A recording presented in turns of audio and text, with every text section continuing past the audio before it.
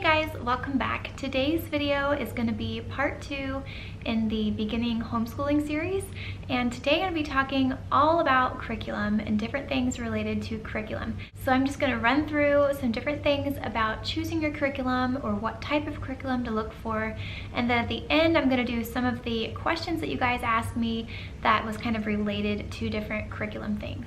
Now, in my first video in this series, I talked all about your how, like how to go about homeschooling, understanding your state laws, the different methods, the different styles of learning, different things like that. So if you haven't watched that video, I will link it up here for you to check out. But those are definitely some things that you want to keep in mind when it comes to choosing your curriculum. You want to know how you want to go about homeschooling and also a little bit about how your child learns, because that is going to have an impact on what type of curriculum you end up going with. If you decide that you want to do more of a traditional homeschooling approach, I will put a few ideas here of some curriculums that I found that have more of a traditional style of homeschooling. It's a lot of, teacher guides, student workbooks, doing a couple worksheets in every subject area every day. So those are some curriculums that you might want to consider if you decide to go with a traditional route of homeschooling. If you are more interested in doing a unit study approach to homeschool, I will put a couple ideas here. A couple of them are Tapestry of Grace, Easy Peasy, or My Father's World, and a couple others. If you're more interested in doing a classical approach to homeschool, there's some suggestions here. Classical Conversations, Veritas Press, I think I'm saying that right, The Well-Trained Mind, a few others that I will have listed here. And then also, if you are more interested in the Charlotte Mason approach, there are a few suggestions here. This is probably the category that I found the most suggestions for as far as homeschool curriculum, because the Charlotte Mason approach is quite popular these days, and there are a lot of wonderful choices for literature-based homeschooling programs. And so some of these are like more Charlotte Mason than others, but a lot of them incorporate ideas from Charlotte Mason and then also kind of tie in some other methods as well. So now another thing I found when I was researching all these different curriculums and kind of trying to put them into different categories was that a lot of them kind of mix and match. Like, for example, My Father's World, they consider themselves Charlotte Mason, but they also do unit studies and a little bit of classical homeschooling. So they're kind of a mixture between the three. There are other things like Sunlight curriculum, and they do some unit studies for like science and history, but then they also do like more traditional things, like you can do Matthew C, and they also have, a handwriting component. And so there's really so many great options out there. I think sometimes the problem is that there's so many options for homeschooling curriculum that it just feels overwhelming and you don't even know where to start, and you're like, oh my goodness, somebody just tell me what to buy, because I don't even know what to do. So if that is you and you are a brand new homeschooler and just feeling completely overwhelmed and just want someone to tell me what to buy, I would definitely recommend starting out with something that is pre-planned, pre-packaged. A lot of times people like to call it a box curriculum, where essentially you are ordering pretty much everything from one company and everything is just bundled all together, and it usually comes with a big hefty teacher's manual that just walks you through every step of the way. Every day is pre-planned and you just go through everything, and it's pretty easy for a newbie homeschooler. For our family, when my daughter was in preschool, that's when we started our homeschooling journey, and I actually started with a company called Heart of Dakota.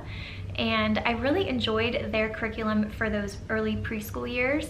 And then once I kind of got a feel for the things that were working for our family and the things that weren't working for us, I was able to feel more confident in branching out.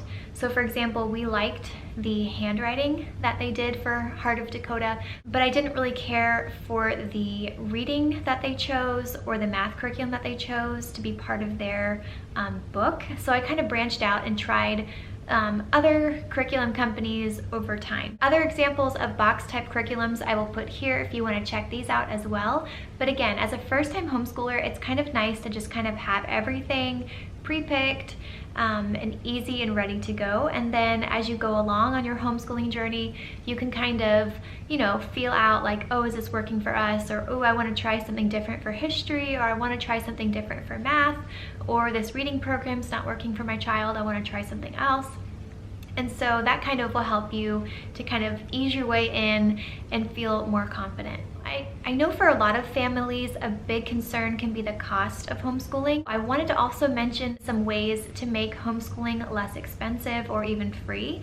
So if the cost of homeschooling is something that you're concerned about, I would definitely recommend joining a Facebook group for used curriculum in your local area. And this is a great way to get curriculum for a much lower price that's gently used. Also, utilizing your library is a wonderful resource, especially for doing things like unit studies, or if you're doing something like Charlotte Mason where you're reading a lot of living books, you can check those out from the library and renew them several times until you've finished reading them, which is a great resource to have. I like to have several different educational apps on our iPad that my kids can play for fun, and they're really having a great time, but they don't realize that they're also learning. One that my kids are really loving right now is Khan Academy Kids.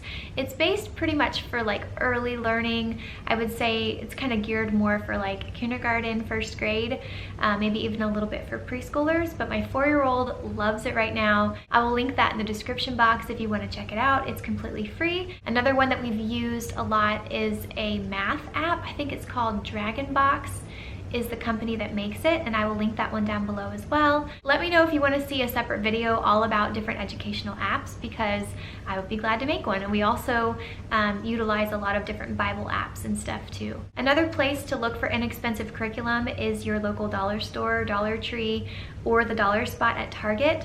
I know a lot of times you can get really inexpensive workbooks and flashcards, different manipulatives and things like that, maps and puzzles, and all those different kinds of things for a very reasonable cost, especially in that back to school time.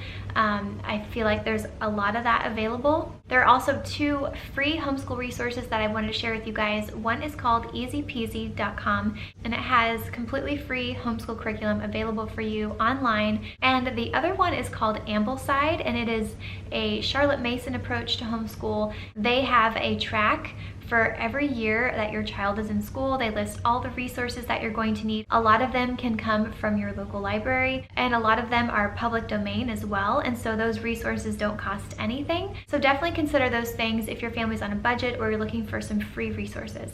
Now, let's say that you are not completely new to homeschooling. Maybe you've been doing it for a couple of years and you're wondering, how do I branch out a little bit? Maybe you started with a boxed curriculum and now you're feeling like, well, I didn't really like this math program that went with this box set, and I kind of want to branch out, but I don't know what other maths are out there. One resource that I would definitely recommend you checking out is Kathy Duffy's review website.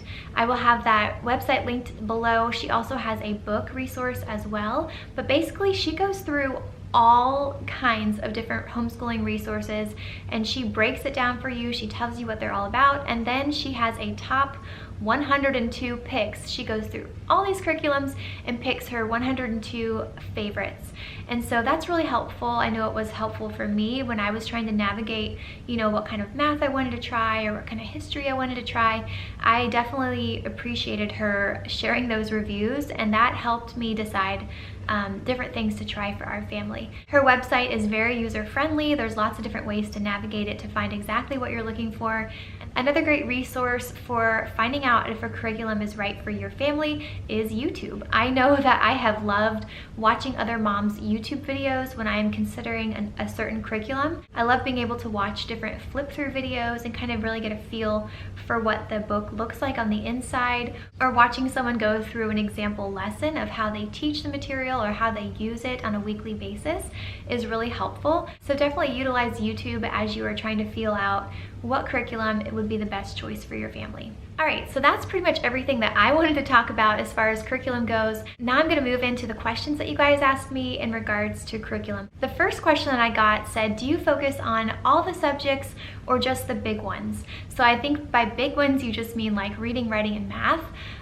For our family, we do cover all kinds of different subject areas. We do reading, writing, math, and language arts every day. And then we do other subjects like history and science and different electives on a looping schedule. And so we might do them like twice a week. Now, of course, you have to consider the age of your child. I think that the younger your child is, the more important it is to focus on those core areas, the reading, the handwriting, and the math. And then, just enjoy enjoy reading some really great literature for your science and history, reading really great books from your library, doing unit studies, or maybe studying a specific time in history, things like that that you can read through kind of at a slower pace and just enjoy doing those as read alouds. But then of course, as your child moves into middle school and high school, you're probably going to be doing those history and science subject areas on a more daily basis. But really at that age, your child is going to be doing things a little bit more independently, where you can just assign them, hey, read these pages, do these discussion questions, or write a summary for me about what you learned. And so as your child gets older, they can do a little bit more of all those subject areas each day, but it becomes a little bit more of independent learning. The second question that I had was, do you stick with the same curriculum or do you change it up frequently? So I would say that we do kind of both. Once I find something that I really love, I stick with it. The biggest new thing that we're doing in this school year that we haven't done before is the Mystery of History, and I'm really excited for this book. I'm going to be sharing with you guys kind of a more in-depth look at the Mystery of History curriculum in the next few months. So I'm really excited about that. We've been digging into the curriculum the last few weeks and we really like it so far. So I think for us, that is the biggest thing this year that we're doing that's different and new that we haven't done in years past. And so far we have really enjoyed it. The next question was, how do you choose the level of curriculum that your child needs? Now this can be important because some children really excel in certain areas, and then maybe in other areas they maybe need a little bit more time to really understand. So I would definitely recommend, when you are looking on a curriculum's website, see if they have any placement tests available. I know, like for All About Reading, they have a specific placement test for every level of their reading program. And so it's just a simple PDF that pops up, and you can go through these different exercises with your child and see kind of what they comprehend and if they are ready for that level. Another thing to look for is that some curriculum companies will have like a sample lesson that you can look at for that particular book. And so maybe it will just show you, the first lesson in the book, and you can kind of just get a feel for what it looks like on the inside, how much text is on a page, or maybe the different craft or different exercises or different activities that they have the kids doing. And that will kind of give you an idea for, is this age appropriate for my child? Is this going to be too boring and uninteresting? Or is it going to be too challenging and frustrating? That can kind of give you an idea of just what the book looks like on the inside. And also, like I mentioned before, checking out reviews on YouTube can be a great way to hear somebody's firsthand experience with that curriculum and kind of get a feel for if it's at grade level, or if it's a little bit advanced, or maybe a little bit easy for that particular grade level. Usually it's fairly safe to start with the level that it's intended for. Like if you're going with a boxed curriculum and your child's going to be going into kindergarten, then kind of just start with that kindergarten package as your baseline. And as you're looking through it, if you think that your child is ready for first grade reading instead of kindergarten, a lot of times those boxed curriculums will allow you to make substitutions and go with a first grade reading pack instead of the kindergarten reading pack. And so but yeah, definitely check out and see if the curriculum that you're looking into has those online assessments available, because those are very helpful. All right, and the last question that I had was, what is the best way to present the lesson? And you're probably not gonna love my answer to this, because I'm gonna have to say there is no best way to present the lesson for each child or for every person, for every homeschool family. That's a very kind of subjective question. So for me, I think the best way to present the material to your child is the best way that that child learns. Another thing to take in consideration when you're trying to figure out how to present the material to your child is your child's age. I think that the way that you present the material has to be age appropriate. And so if you have a kindergartner, for example, maybe start out with your Bible basket, maybe some snuggle time on the couch, just reading together some Bible or some kind of morning basket, then take a little break, stretch, do some jumping jacks, go sit at the table, do some handwriting and do some math, and then get up and you know, wiggle around, do a little dance to a song or something, or maybe do some Bible memorization, like memory verse kind of thing. I remember when my daughter was in kindergarten, we had some books that we were reading aloud together, and I would intentionally save that read aloud time for us to do together right before she took her afternoon nap. And so there's nothing that says you have to do school from 8 a.m. until 11 a.m. You know, like, you don't have to be confined to a specific block of time. If you want to spread out your school and do it like in little chunks throughout your day, you totally can. If you are a working parent and you can only homeschool your child in the evening, you can totally do that. You can teach your child any time of the day that works for your family. But basically for our family, I think that any time that I can incorporate something hands-on or really interactive into our lessons, that the kids really find that memorable and more enjoyable. So that's going to be it for today's video. I hope that you guys enjoyed this, and I hope that it was helpful in some way. I will have a lot of different things linked in the description box, several different curriculum companies that I recommend that you check out if you're new to homeschooling. My next homeschooling video is going to be all about finding balance with your life as a mom, and also homeschooling, as well as how to go about planning your homeschool. And so I hope that you guys will come back to check out that video as well. If you haven't subscribed to my channel, I would love for you to subscribe and see my future videos. And thanks as always for watching. Hope you all have a great day. Bye.